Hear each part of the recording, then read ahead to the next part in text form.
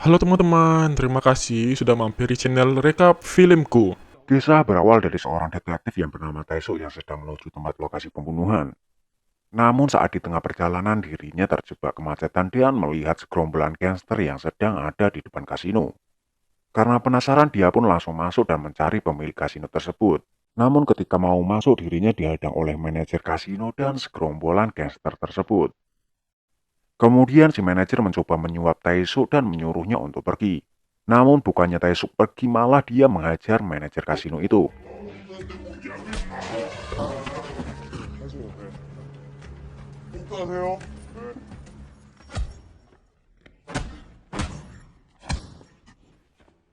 Di sisi lain terlihat ketua gangster yang bernama Densu yang sedang menjatasi orang.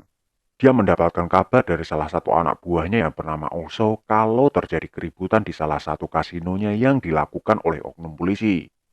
Mendengar kabar tersebut lantas dia marah dan langsung menelpon ketua polisi untuk mencegah anak buahnya agar tidak mengganggu bisnisnya. Karena Densu sebelumnya telah menyuap ketua polisi untuk bekerja sama.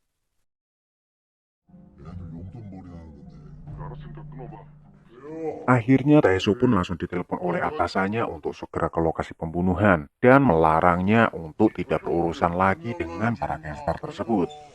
Sesampainya di lokasi, Taesu pun menemukan bukti-bukti kalau pembunuhan itu adalah pembunuhan berantai. Karena pembunuhan tersebut sama persis dengan pembunuhan-pembunuhan yang sebelumnya. 야, 차서진! 죄송합니다. 차서진 분명히 중국. 아니 봐봐, 이거 추돌같이. 차라리 그랬으면 좋겠다. 우발적으로다가. Di sisi lain, Dansu menemui rival bisnisnya yang bernama Sangdu untuk bernegosiasi wilayah dengan Sangdu. Namun setelah bernegosiasi, Dansu pun tidak puas dengan hasil negosiasi tersebut. Karena menurut Dansu keputusan yang diberikan oleh Sangdu sangat membahayakan bisnisnya. Akhirnya dia pun pergi meninggalkan pertemuan tersebut. Di sisi lain, pertemuan polisi pun diadakan untuk mengungkap kasus pembunuhan. Saat itu juga Teso pun langsung memberikan bukti ke atasannya kalau kasus ini adalah kasus pembunuhan berantai. Namun atasannya tidak percaya dengan bukti yang diberikan Teso, sehingga Teso pun marah dan meninggalkan rapat tersebut. 회의 끝났대나 나와. 범인 잡으러 가게. Sedangkan di sisi lain, Dansu yang sedang menyetir mobilnya sendiri tiba-tiba brek. Ternyata dirinya ditabrak dari belakang oleh mobil lain, yang ternyata pelaku penabrakan itu adalah seorang psikopat, alias miminamain Saiko. Karena penasaran dia akhirnya turun dan mengecek mobilnya.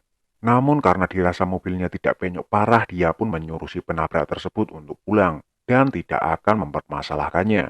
Namun bukannya pulang, si penabrak tersebut malah menusuk Densu dari belakang, alhasil adu badan pun terjadi.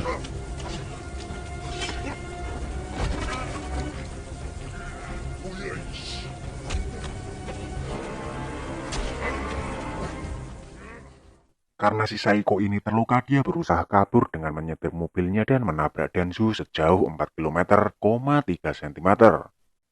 Hingga akhirnya Densu ditemukan salah satu anak buahnya dan langsung dilarikan ke rumah sakit. Namun di saat Densu masih menerima perawatan di rumah sakit, anak buah Densu menyerang markas Sangdu karena mengira kalau bos besar mereka ditusuk oleh anak buah Sangdu.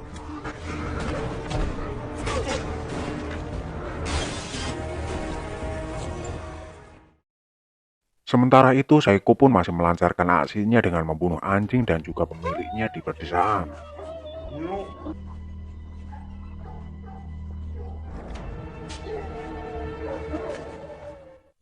Hingga beberapa hari berselang dan Su pun sadar dan memberitahu ke salah satu anak buahnya yang bernama Oh Song bahwa pelaku penusukan itu bukan dari anggota Sangdu.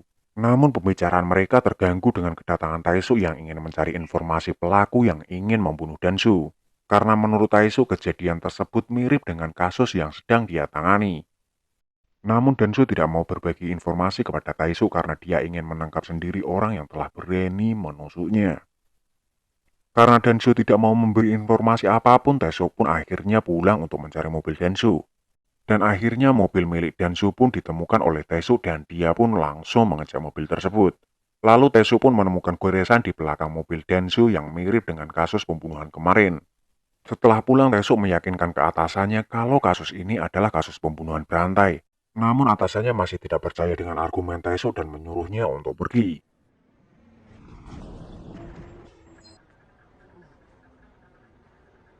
일을 해야 돈이 나올 거 아니야.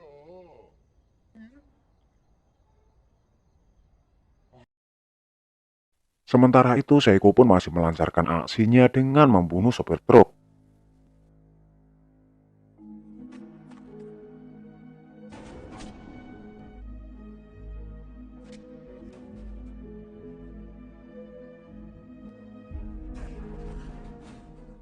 Di sisi lain, Dansu sedang menyuruh seseorang untuk menggambar sketsa wajah Saiko. Dengan badan besar dan tato di sekujur tubuh Dansu sehingga dia mempunyai ingatan yang tajam dan mampu mengingat dengan jelas ciri-ciri Saiko dengan detail sehingga gambar pun mirip dengan Saiko. Kembali lagi ke Saiko yang ingin pergi dengan mengendarai truk korbannya. Namun di tengah perjalanan ternyata masih ada kernet truk yang tertidur di dalam truk. Seketika itu Saiko pun langsung membunuh kernet truk tersebut hingga pisau Saiko terjatuh, di mana pisau tersebut yang nantinya akan ditemukan oleh anak buah Dansu. Shin berpindah ke Taesuk yang sedang mengancam Dansu yang akan dipenjara kalau tidak mau berbagi informasi. Namun Dansu tidak mau memberikan informasi apapun tentang siapa laki-laki yang telah menusuknya. Hingga akhirnya anak buah Dansu menemukan pisau Saiko yang terjatuh di dekat lokasi pembunuhan sopir truk semalam.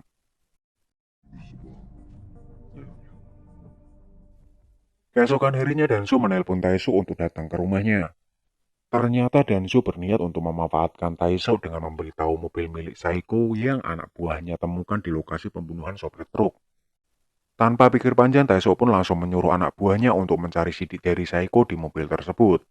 Sedangkan di sisi lain, Dansu menyuruh anak buahnya untuk menghabisi Sangdu dengan pisau Saiko yang telah anak buahnya temukan.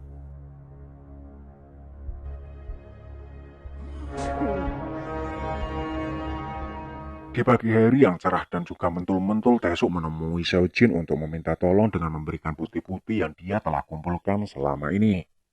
Kemudian Taesu menerima kabar kalau Sangdu telah terbunuh dengan pisau milik Saiko. Lalu Taesu pun langsung menemui Dansu karena dirinya tahu kalau pembunuhan tersebut adalah ulah Dansu. Saat tiba di rumah Dansu, dia langsung memukul Dansu, namun karena letoynya tubuh Taesu, dirinya malah dihajar balik oleh Dansu. Keesokan harinya Dansu pergi ke pemakaman Sangdu untuk takziah. Namun tanpa diketahui Dansu, ternyata Saiko pun datang dan memberitahu ke salah satu anak buah Sangdu lewat surat kalau pisaunya telah dipakai untuk membunuh Sangdu. Karena kesal pisaunya telah digunakan orang lain untuk membunuh, Saiko pun melampiaskan aksinya dengan membunuh om-om.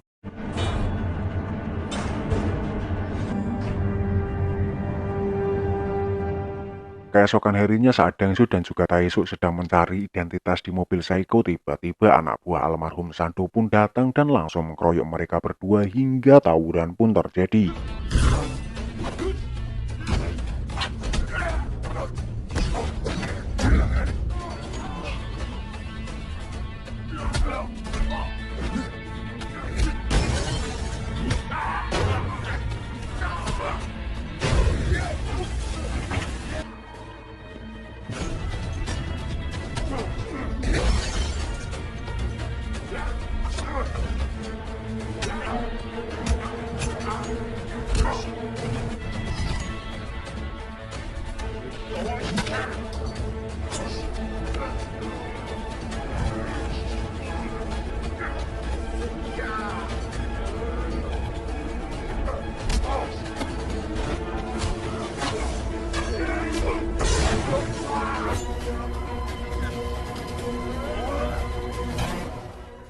Hingga akhirnya tawuran pun dimenangkan oleh Taesu dan juga Dangsu.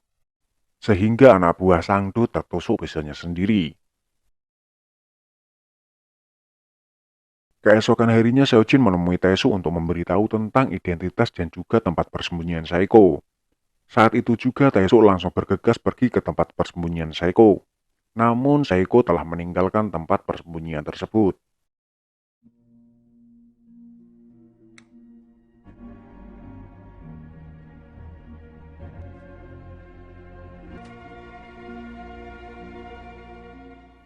Kemudian Taesu langsung menelpon Densu dan memberitahu kalau dirinya telah menemukan identitas Saiko. Lalu Densu dan Taisho pun langsung mengumpulkan para anak buahnya untuk mencari Saiko di sisi-sisi kota. Namun pencarian tersebut nihil karena Saiko sudah berpindah lokasi. 지금부터 너희들이 이 새끼를 무조건 잡는다. 신속하게 보고한다. 5명씩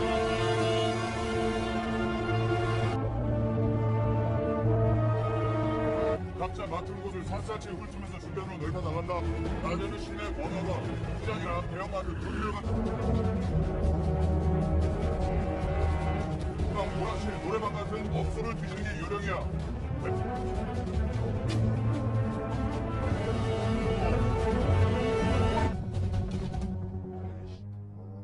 빨리 오라고.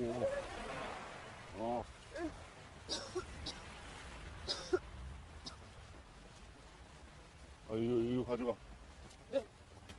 감사합니다. Keesokan harinya saat Densu sedang menunggu Taisho, Densu pun bertemu dengan Dede-Dede Emas SMA. Karena Densu merasa kasihan dengan Dede-Dede Emas tersebut kehujanan, dia pun memberikan kehangatan dengan memberikan payungnya.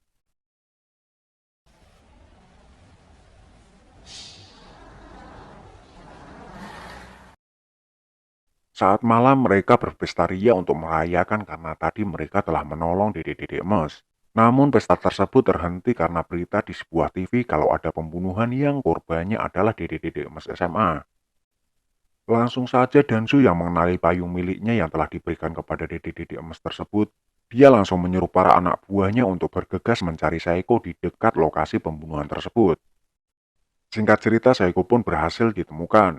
Namun Saiko mengetahui kalau dirinya sedang diawasi. Lantas dia langsung mencoba untuk kabur hingga balap liar pun terjadi.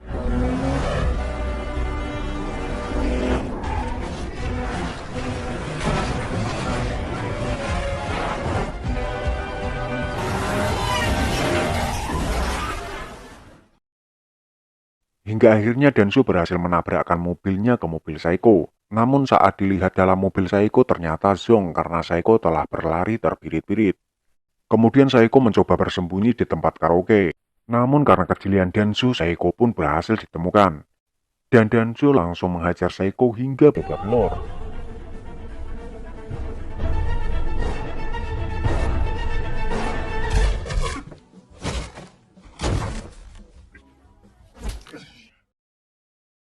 Kemudian Saiko diseret keluar untuk dibawa ke markas Densu. Saat Densu berniat akan membunuh Saiko, Taisho pun datang dengan menabrakkan mobilnya ke arah Densu. Hingga Densu pun terpental dan tidak sadar diri.